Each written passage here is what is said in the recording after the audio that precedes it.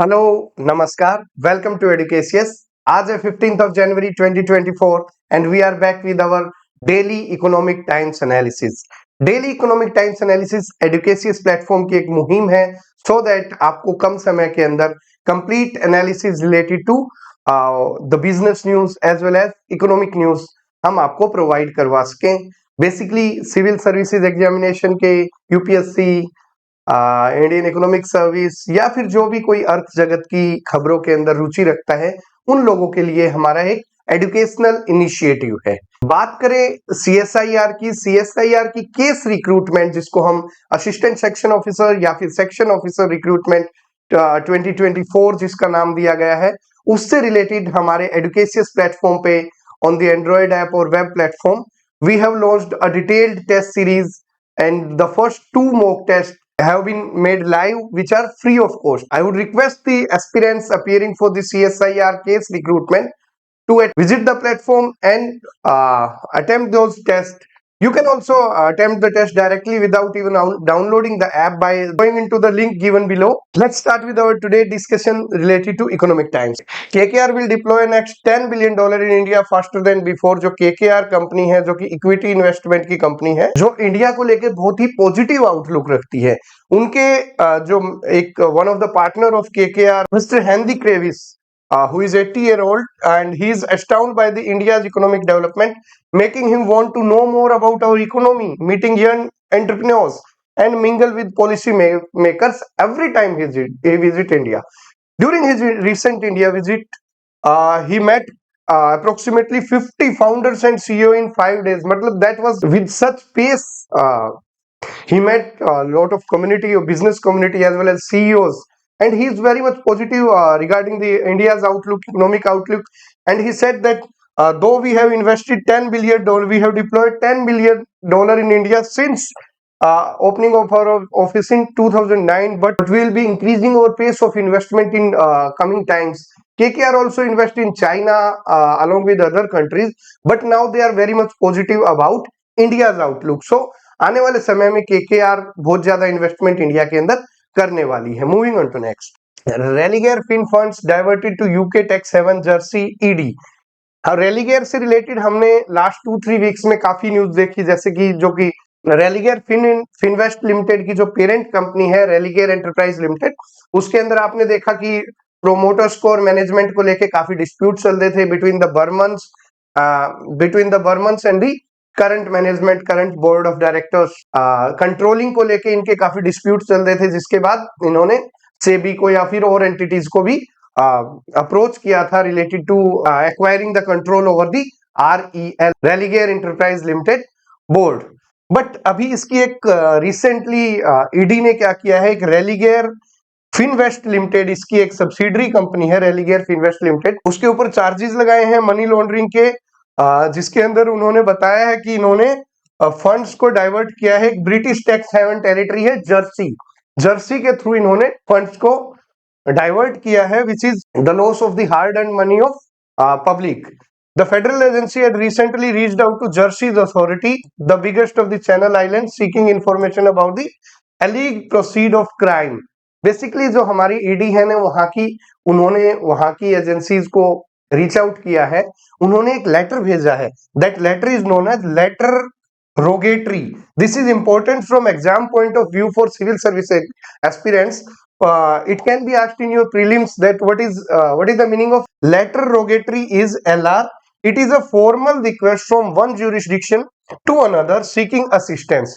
As per the available information, the agency is examining the response to the LR by the Jersey authority. So, एक authority दूसरी authority के पास कोई formal by the way of letter request करती है regarding some information, that is known as letter rogatory. So please keep in mind this important terms. It can be useful for the exam point of view. The case pertains to alleged embezzlement of 2036 crore from RFL. Religare Finvest limited की तरफ से 2036 करोड़ की money laundering का एक case register हुआ है between 2014 से 2018, 2014 to 2018. तो एजेंसी ने इसके ऑलरेडी जो फोर्टिस के प्रोमोटर्स थे, दो भाई हैं, मलविंदर एंड शिवेंद्र मोहन सिंह, जो अर्लियर फोर्टिस ग्रुप के साथ थे, फोर्टिस के फॉर्मर प्रोमोटर्स थे। तो उन लोगों को इसके अंदर prevention of money laundering act जो है पीएमएलए के दायरे के अंदर उनको ऑलरेडी एक्यूज कर रखा है, और अभी ये और ज्यादा इन्वेस्टिगेशन कर रहे हैं related to Religare Finvest limited कि इन्होंने किस तरीके से using the tax British tax haven Jersey को यूज करके कितना किस तरीके से एम्बेजलमेंट ऑफ फंड्स किया है या फिर मनी लॉन्ड्रिंग किया है। अभी इसी के मद्देनजर जो रेलिगेयर है उसकी काफी जगह पे दिल्ली एनसीआर के अंदर काफी ईडी के द्वारा रेड्स की गई, अलोंग विद दैट कुछ फोर्टिस की और M3M की, बिकॉज इन तीनों का एक ग्रुप बना हुआ है। रेलिगेयर से M3M के अंदर इन्वेस्टमेंट की गई, और उसके बाद ऐसी ऐसी छोटी छोटी कंपनियां इन दोनों भाइयों ने बना के, और जो कि कंपनियां किसी ना किसी तरह किसी रिलेटिव्स की थी या दोस्त की थी, और जब उनको प्रेशराइज किया गया तो उन्होंने बताया कि ultimately the sole owners are these two brothers, और ये अपने वहां से लोन बुक से, कॉर्पोरेट लोन बुक से उन छोटी छोटी कंपनियों में जो कॉर्पोरेट एंटिटीज बना रखी थी वहां पे लोन्स दे देते थे, so that evergreening of funds होता रहता था, और उसके बाद जो प्रोसीड्स उन कंपनियों की होती थी उससे अपने वेस्टेड इंटरेस्ट को सर्व करते थे। सो अभी इन दोनों को बुक कर लिया गया है, उनको पहले भी PMLA prevention of money laundering act के तहत बुक कर लिया गया था, अभी और ज्यादा इन्वेस्टिगेशन कर रही है। जर्सी से क्या जवाब आता है इंडियन अथॉरिटीज को, इसके बाद ही इस पूरे केस का देखा जाएगा। Moving on to next, Tata consumer plans 3.5 के सीआर राइट्स इशू। आपने देखा था कि टाटा कंज्यूमर्स ने दो एंटिटी को एक्वायर करने की अभी कवायद चल रही थी, जिसको एग्रीमेंट साइन किया था। तो अभी टाटा कंज्यूमर्स उस 7,000 करोड़ की टोटल जो 5100 और 1900 करोड़ की जो दो इन्वेस्टमेंट है, one is related to capital foods and other related to organic India, इन दोनों को कंप्लीट करने के लिए अभी अपने बोर्ड से अप्रूवल मांगा है कि हम 3500 करोड़ के शेयर्स को, राइट शेयर्स को इश्यू करना चाहते हैं, 3500 करोड़ के कंपनी के शेयर्स को। The company which announce the deal last week move beyond the commodity into the fast growing high margin and value added food segment with the addition to its new portfolio that is Capital foods and Organic India.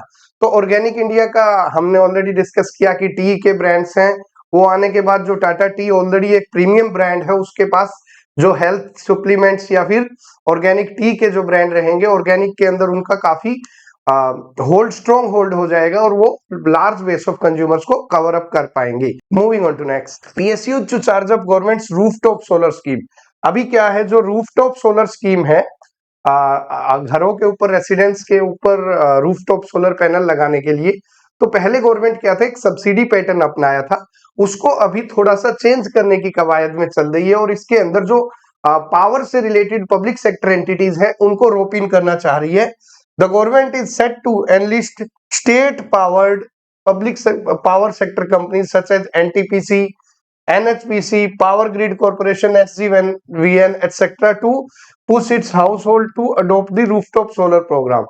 इसके अंदर क्या किया जाएगा, जो marginal house hold है या जो house hold है उनको छतों के ऊपर सोलर रूफटॉप पैनल लगाए जाएंगे। So on the basis of rent, वो रूफ का रेंट दिया करेंगे, वो अपना इलेक्ट्रिसिटी है, जैसे कि हमने देखा था कि नेट मीटरिंग के थ्रू ही काम होगा, जो इलेक्ट्रिसिटी वो यूज करेंगे अपने डोमेस्टिक कंजम्पशन के, उसके बाद जो बची हुई सरप्लस इलेक्ट्रिसिटी होगी वो ग्रिड के अंदर चली जाएगी, और जिसके ग्रिड के ऊपर ग्रिड पे जाने से वो अल्टीमेटली डिस्ट्रीब्यूशन कंपनी जो है, डिस्कॉम्स है, उनके पास जाएगी, और उसके एवज में ये जो पीएसयूज हैं जिन्होंने सोलर पैनल लगाए हैं, रूफटॉप सोलर पैनल, उनको इसके एवज में पैसा मिला करेगा, और जिस पैसे को काट के वो पहले रूफ का रेंट जो दिया है कंज्यूमर का वो देंगे, और उसके बाद अपना प्रॉफिट अर्न करेंगे।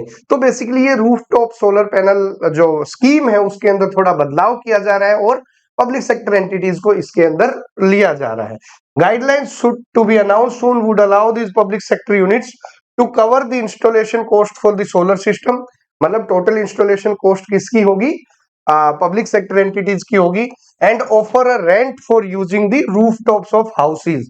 तो जिन हाउसेज के रूफ को यूज करेंगे पब्लिक सेक्टर यूनिट, इनके ऊपर इनको इसके एवज में रेंट दिया जाएगा। having a low power demand to make the proposition attractive. People privy to the plant told the ET the countries could recover the investment by sale of excess electricity after consumption by the household.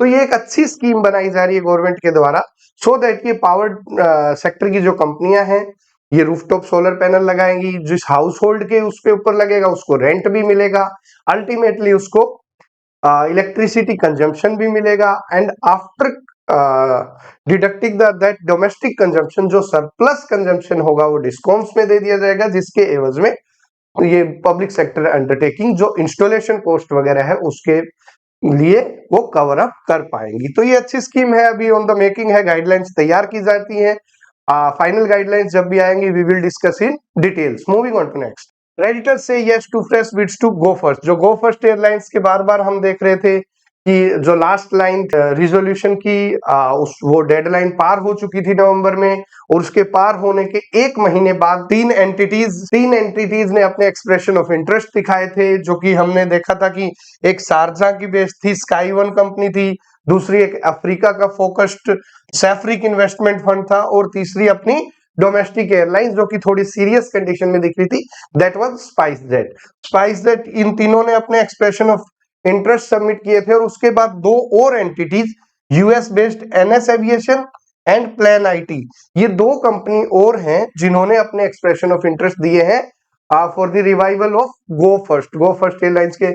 उसके बाद इस मुद्दे पे विचार किया गया, और जो क्रेडिटर्स हैं, जो कमिटी ऑन क्रेडिटर्स है सीओसी, उन्होंने बोला कि अगर रिवाइवल हो पाता है तो हमें एक चांस देने में कोई गरज नहीं करना चाहिए, और इन्होंने इन सारे एप्लीकेशन को सबमिशन करवाने के लिए बोल दिया है। अभी एक्सप्रेशन ऑफ इंटरेस्ट रिलीज किया जाएगा, उसके बाद 5 करोड़ रुपए की जो बैंक गारंटी है इनको वो सबमिट करनी पड़ेगी, और उसके बाद बिडिंग प्रोसेस स्टार्ट होगा, और वी आर होपफुल कि गो फर्स्ट जल्दी ही आकाश की ऊंचाइयों को छुएगा। Moving on to next, central plan security audit of 72 sensitive buildings. अभी आपने देखा था कि पार्लियामेंट के अंदर सिक्योरिटी ब्रीच हुआ था पार्लियामेंट अटैक की एनिवर्सरी के ऊपर, तो उसके बाद हमारी गवर्नमेंट सत्ते में आ गई है, होम मिनिस्ट्री वगैरह भी सत्ते में आ गए हैं, और जो सेंसिटिव बिल्डिंग्स हैं उनको 3 जोन में बांटा गया है, और उनकी सिक्योरिटी ऑडिट का अभी प्रावधान चलाया जा रहा है।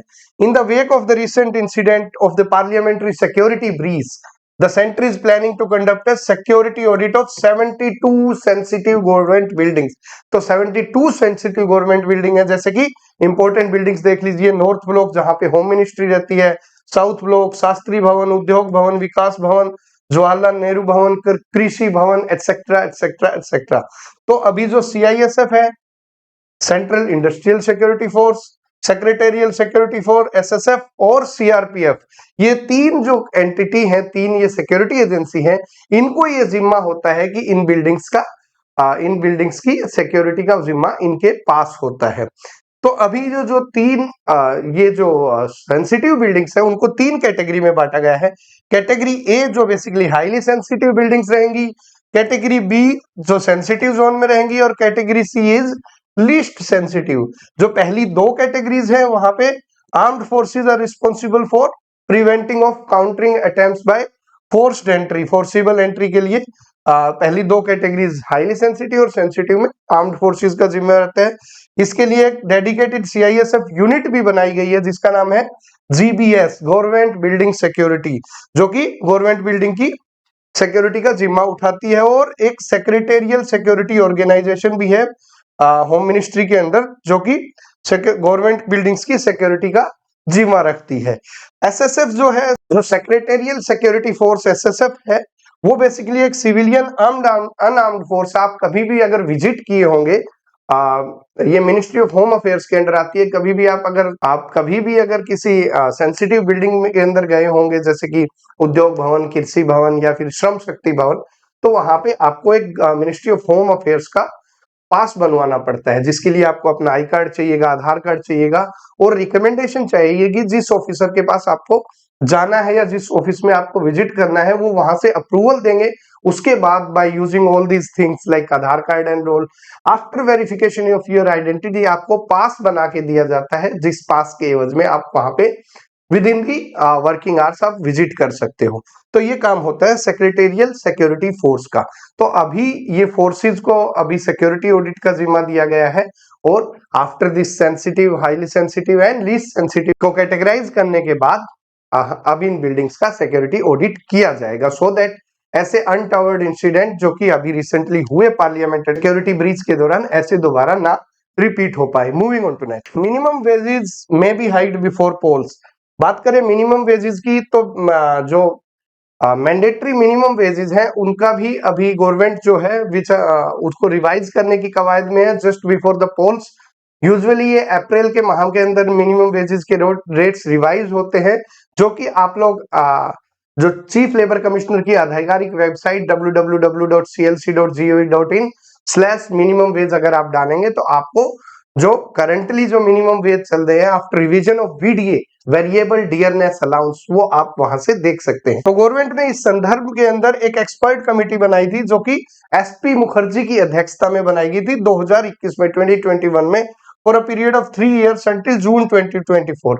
अभी वो अपनी रिपोर्ट जल्द ही सबमिट करने वाली है, और जैसे ही रिपोर्ट सबमिट होगी उसके बेसिस पे मिनिमम वेज का जो रेट है, that could be a higher minimum wage rate as per today's, उसको लागू किया जाएगा बिफोर द इलेक्शन। बात करें हमारी वर्कफोर्स की, तो नियरली 500 मिलियन वर्कर्स हैं हमारे देश के अंदर, and 90% of them are in unorganised sector. 90% unorganised sector के अंदर ही है। The floor wage currently at 176 per day, which was revised last time in 2017 and is also not statutory for state. जो फ्लोर वेज थी, floor wage वो होती है जिससे नीचे कोई भी एम्प्लॉयर किसी भी वर्कर को वेज नहीं दे सकता। Floor wage means and wage, and minimum wage should always be higher than the floor wage. Minimum wage floor wage से ज्यादा रहनी ही चाहिए। तो अभी क्या है, जो लास्ट में 2017 में लास्ट टाइम रिवाइज की गई थी ₹176 पर डे, उसके बाद रिवीजन फ्लोर वेज का नहीं हुआ है। मिनिमम वेज का रिवीजन टाइम टू टाइम होता रहता है, depending upon the inflation data, और which we can say VDA, variable dearness allowance. 2017 के बाद एक कमेटी बनाई गई थी, जो कि अनूप सत्यापति की अध्यक्षता के अंदर बनाई गई थी, जिन्होंने फ्लोर वेज को 375 पर डे 2019 में बोला था कि 375 रुपए पर डे फ्लोर वेज को चेंज कर देना चाहिए। उसके बाद जो एम्प्लॉयर्स का एसोसिएशन है, उन्होंने बताया था कि it will be 100% increase in the floor veg, सीधा ही 176 से 375 पर डे रहेगा। तो इस पे अपनी आशंका जताई थी एम्प्लॉयर्स ने, और इंक्लूडिंग दी गवर्नमेंट। तो अभी कोई बीच का मध्यम मार्ग निकालने की तैयारी चल रही है in relation to floor wage. But minimum wages का क्राइटेरिया, जो कि अभी जो कमेटी अपनी रिपोर्ट सबमिट करेगी उसके बाद गवर्नमेंट क्या डिसीजन लेगी, कितना मिनिमम वेजेस के अंदर इंक्रीज करेगी, ये देखना रहेगा। बात करें कोड ऑन वेजेस की, तो कोड ऑन वेजेस से रिलेटेड एक वीडियो हम ऑलरेडी हमारे यूट्यूब चैनल एडुकेशियस पे ऑलरेडी हम अपलोड कर चुके हैं। अगर आप किसी को देखना चाहिए तो just write code on wages and you will get the detailed provision related to that code. अभी कोड ऑन वेजेस पास तो हो गए हैं, एक्ट पास हो गया, बट इंप्लीमेंटेशन अभी लागू नहीं हुई है, क्योंकि बहुत सारे स्टेट्स ने अभी उससे रिलेटेड रूल्स फ्रेम नहीं किए हैं। उसके अंदर भी ये प्रोविजन दिया गया है कि there should be a floor wage and all the wages whether of state governments or central government shall be above that floor wage। और अगर किसी स्टेट गवर्नमेंट की या किसी भी गवर्नमेंट की अभी minimum wage is much higher than the floor wage, तो वो उसको कम नहीं कर सकता, आप उसको ज्यादा ही कर सकता है। You can not decrease the minimum wages, you can only increase the minimum wage. तो अभी ये एग्जिस्टिंग जो फ्लोर वेज है 176, ये अभी मैंडेटरी भी नहीं है स्टेट्स के लिए, सिर्फ सेंट्रल में देखा जा रहा है। तो अभी new floor ways which will be statutory and binding on the state, जो कोड ऑन वेजेस के अंदर जो फ्लोर वेज डिसाइड की जाएगी, that will B binding on both central and all the states. अभी एसपी मुखर्जी की रिपोर्ट पे decision लेना बाकी है, जो कि जिसकी टर्म खत्म हो रही है जून 2024 में। और जो अनूप सत्यापति कमेटी की जो थी रिपोर्ट, उसने 375 कर दिया गया था, जिसपे थोड़े से एप्रीहेंशन जताए जा रहे थे एम्प्लॉयर्स के द्वारा। Moving on to next is electronic export to US jumped to $6.6 billion in January to September 2023। बहुत ही अच्छी खबर है कि हमारे इंडिया का जो एक्सपोर्ट है, इलेक्ट्रॉनिक एक्सपोर्ट है, वो यूएस मार्केट के अंदर ईयर ऑन ईयर इंक्रीज हो रहा है।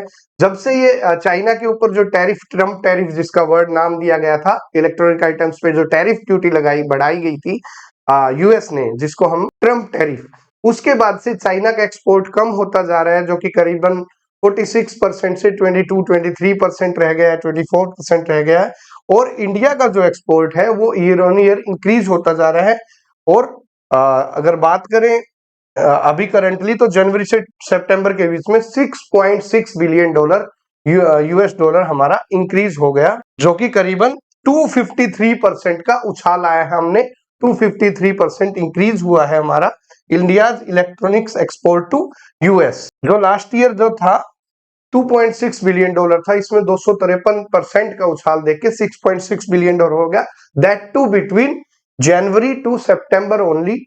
एंड अगर बात करेंगे और ज्यादा डेटा की, तो the figures could go up. और अगर ये हमारे एक्सपोर्ट की बात थी, अगर इंडिया और यूएस का बायलैटरल ट्रेड की बात करें, तो उसके अंदर भी काफी उछाल देखा गया है। जो हम यूएस से भी इंपोर्ट करते हैं, इंडिया से एक्सपोर्ट करते हैं, बायलैटरल ट्रेड की बात करें तो इसके अंदर 84% का उछाल देखने को मिला है, with the current estimate starting at $9 billion. तो $9 बिलियन हमने जनवरी से सितंबर के बीच बायलैटरल ट्रेड किया है, जो कि पिछले साल की बात करें तो that was $4.9 billion last year. 2023 अगस्त के अंदर आईसीईए जो Indian council for electronics association है, उन्होंने Indo US task force for electronics एक बनाई थी, with a mission to increase the bilateral trade from $8.4 billion in the last fiscal to ambitious $100 billion in the decade। तो ये इस task force बनाई गई है, जो हमारा अभी अप्रोक्सीमेटली $8.49 बिलियन हमारा जो बायलैटरल ट्रेड है इलेक्ट्रॉनिक्स पर्टेनिंग, उसको हम इस डिकेड के अंदर $100 बिलियन तक ले जाने की तैयारी में है। तो एक बहुत पॉजिटिव न्यूज है related to Indo US task bilateral trade related to electronics. बात करें चाइना के शेयर की, तो चाइना सबसे ज्यादा बड़ा एक्सपोर्टर होता था यूएस के अंदर इलेक्ट्रॉनिक्स गुड्स का। तो जो उनका जो ट्रेड रहा है वो 46%, 2018 के अंदर 46% ट्रेड अकेला चाइना करता था from all over the world, which has gone down to 24% in January to September 2023। जब 2018 वही ईयर था जब 25% टैरिफ चाइनीज प्रोडक्ट पे लगा दिया गया था, जिसका नाम दिया गया था ट्रम्प टैरिफ्स। ऊपर जो ट्रम्प टैरिफ लगने के बाद, ड्यूटीज लगने के बाद, जो सबसे ज्यादा जो एक्सपोर्ट जिनका बढ़ा उसके अंदर आते हैं Vietnam as well as Taiwan. They have experience the most significant rise among exporting countries from 2018 to 2022, that is approximately 420% in case of Vietnam and 239% in case of Taiwan। और अभी इंडिया भी उसी ट्रेजेक्टरी के ऊपर चल रहा है। Moving on to next, core inflation at a 48 month low. बात करें इन्फ्लेशन की, महंगाई के दर की, तो महंगाई दर काफी कम हुई है। कोर इन्फ्लेशन जो कि फूड एंड फ्यूल के प्राइसेस को हटा के जो बाकी गुड्स एंड सर्विसेज का इन्फ्लेशन होता है, that is known as core inflation. तो उसकी अगर बात करें तो कोर इन्फ्लेशन है that declines below 4% for the first time on the post pandemic period. Pandemic, covid pandemic के बाद पहली बार 4% की दर को टच किया है हमारा core inflation. Core inflation is the inflation of various goods and services except food and fuel. तो food and fuel को अगर हम हटा दे तो that is our core inflation. तो हमारा कोर इन्फ्लेशन 4% की दर को 4% को टच किया है, which is least after the covid pandemic. बात करें सर्विस इन्फ्लेशन की, तो service inflation basically falls 3.4% in December and it is lowest since the 2015। तो ये जो सर्विस इन्फ्लेशन है ये भी कोर इन्फ्लेशन की तर्ज पे ही चल रहा है। बेसिकली कोर इन्फ्लेशन के अंदर we take both goods and services in the basket of goods and service inflation में हम सिर्फ हॉस्पिटलिटी सेक्टर, एजुकेशन सेक्टर, ठीक है, ये सब सेक्टर जो रिलेटेड टू सर्विस सेक्टर होते हैं, इनके अंदर कितनी महंगाई रही है हम वो देखते हैं। तो सर्विस सेक्टर भी 3.4% है, that means it is also under the controlled inflation data। Food and fuel inflation is like it's touching 7% figure, so that is a bit of worriness। It was approximately 9% in November December, 9% तक चला गया था। Food and feud inflation, क्योंकि onion के prices बढ़ गए थे, tomato के भी बढ़ गए थे और थोड़े फ्यूल के प्राइसेस भी बढ़े थे। तो फूड फ्यूल इन्फ्लेशन जो था that touched around 9% in this November December era, and currently it is approximately 7%. So these are some of the good figures. अगर बात करें कोर इन्फ्लेशन हमारा जो टेम्परेरी फिनोमिना होते हैं due to food prices rises, fuel prices rises, उसको हटा के जो ओवरऑल हमारी basket of goods and services होती है उसको दिखाता है कि हमारी महंगाई दर कैसी है। तो ओवरऑल देखा जाए तो हमारी महंगाई दर है वो कंट्रोल्ड फिनोमिना के अंदर है, बहुत ज्यादा महंगाई दर नहीं है, सिर्फ फूड फ्यूल को छोड़ दिया जाए तो it is a positive indication of our moving economy. Moving on to next is हुडको looking at Japan to raise funds via ECB route, external commercial borrowing route जो है जापान के थ्रू। हुडको बेसिकली हमारी state run housing and urban development corporation, एक PSU है housing and urban development corporation, तो वो अपने फंड्स को रेज करने की कवायद में है through the way of external commercial borrowing, foreign से फंड लेने के लिए, एंड दैट टू जापान से लेने की कवायद में चल रही है, जापानीज मार्केट से लेने की कवायद में है। जो प्लान है ऑफ द हुडको is to raise funds at 6.5 to 7% rate, तो जो रेट ऑफ इंटरेस्ट रहेगा दैट विल बी 6.5 to 7% की रेट से फंड्स उठाना चाहती है जापानीज मार्केट में। The housing and infrastructure finance firms current cost of borrowing is around 7.5%, which is planning to reduce by 10% point by the end of financial year 2014। अभी जो इन्होंने funds ले रखे हैं वो 7.5% की दर से, इंटरेस्ट रेट की दर से ले रखे हैं, जिसको 10 बेसिस पॉइंट दैट इज 6.5% तक ले जाने की कवायद में है जो हमारी हुडको फॉर्म है। और जो करंटली अभी 80,000 करोड़ इनका ऊपर लोन बुक के अंदर लोन अवेलेबल है, उसको भी एक्सपेंड करने के लिए 1.5 लाख करोड़ तक वो अपनी लोन बुक को एक्सपेंड करना चाह रही है। So this is related to हुडको, our state run housing and urban development corporation. Moving on to next is record 273 stressed cases resolved by IBC in 2023। IBC is basically insolvency and bankruptcy code. तो जब से insolvency and bankruptcy code लागू हुआ है 2016 से, उसके बाद से करीबन 887 इंसॉल्वेंट फर्म्स को रिजोल्यूशन की तरफ ले जाया गया है बाय इट्स प्रोविजंस। तो जो भी दिवालिया फर्म हो जाती है, बैंक्रप्ट हो जाती है, इंसॉल्वेंट हो जाती है, तो रिजोल्यूशन प्रोफेशनल को अपॉइंट करके उसको दोबारा रिवाइव करने के लिए, रिजोल्व करने के लिए by way of committee of creditors वगैरह सब मिलके एक इस कोड के दायरे के प्रोविजंस को यूज करके उसको रिवाइवल की तरफ ले जाया जाता है या फिर उसको बैंक्रप्सी या इंसॉल्वेंसी से निकालने की कवायद चलती है।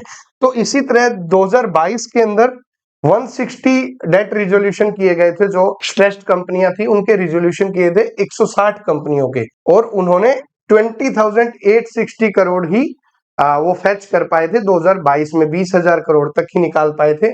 जबकि इस प्रोविजंस को यूज करके 2023 में 273 स्ट्रेस्ड फर्म को रिवाइव किया गया through this insolvency law, and we have been able to increase the realisation proceeds to 67,000 crore in 2023। Basically 3 गुना तक ज्यादा हमने इसके अंदर से रियलाइजेशन कर लिया प्रोसीडिंग्स का।